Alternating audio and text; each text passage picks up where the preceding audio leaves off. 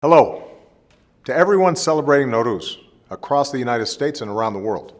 Nowruz Mubarak. And once again, we'll be celebrating Nowruz at the White House as well. In a few weeks, we'll bring out our own hafsin. There will be sabzi polo with fish, maybe some naan birinji. We'll welcome our Iranian American friends from across the United States, including patriotic Iranian Americans who serve here at the White House. The great poet Feridun Mushiri once wrote, "Open the windows, for the kind breeze is celebrating the birthday of the flowers, and spring on each and every branch next to each leaf has lit candles." Every year as president, I've taken this opportunity, the hope of spring, to speak directly to the people of Iran about how we might open a new window and begin a new relationship between our countries. Now, for the first time in decades, there's a chance for a different future. Over the years, you've heard me say that the United States was prepared to engage with Iran in a spirit of mutual interest and mutual respect. Well, that's exactly what we did. In the last few years, our diplomats and nuclear scientists sat down together and negotiated face-to-face. And last summer, along with our international partners, we reached the historic deal on Iran's nuclear program.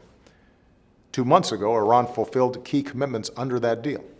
Iran has now rolled back key parts of its nuclear program and agreed to verification measures to assure the world that its nuclear program is and will remain for peaceful purposes. In return, the international community lifted certain sanctions on Iran, and Iran gained access to money that had been frozen overseas. At the same time, we recognize Iran's right to peaceful nuclear energy, consistent with Iran's nuclear obligations. It may take time for you, the Iranian people, to feel the full benefits of the lifting of these sanctions in your daily lives, but the benefits are undeniable.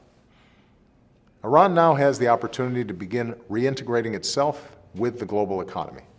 That means more trade and investment, which will mean more jobs, including for young Iranians who dream of pursuing their careers and making their mark on the world.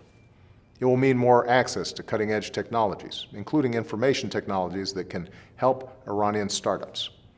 It will mean more opportunities for Iranians to sell your exports, including textiles and agricultural goods, to the world. And I know that Americans are eager to buy more of your beautiful Persian carpets, caviar, pistachios, and saffron.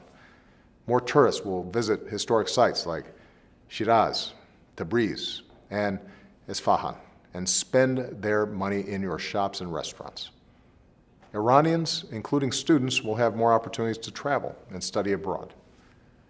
The nuclear deal was never intended to resolve all the disputes between our two nations, and the United States continues to have profound differences with the Iranian government. But even as our two governments continue to have serious disagreements, the fact that we are now talking to each other on a regular basis for the first time in decades gives us an opportunity, a window, to resolve other issues. As we do, I firmly believe that we can continue to expand the connections between the American and Iranian people. This week, I'm making a historic visit to Cuba. For decades, our two governments were locked in conflict. Not long ago, my visit to Havana would have been unthinkable. This week, I'll focus on how we can build more trade and ties between our two peoples. My visit will be a reminder that even after decades of mistrust, it is possible for old adversaries to start down a new path. Open the windows, for the kind breeze is celebrating the birthday of the flowers, and spring, on each and every branch next to each leaf, has lit candles.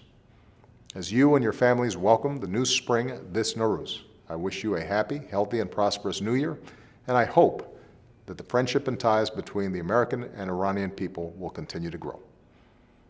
Thank you, and Nowruzatan Piruz.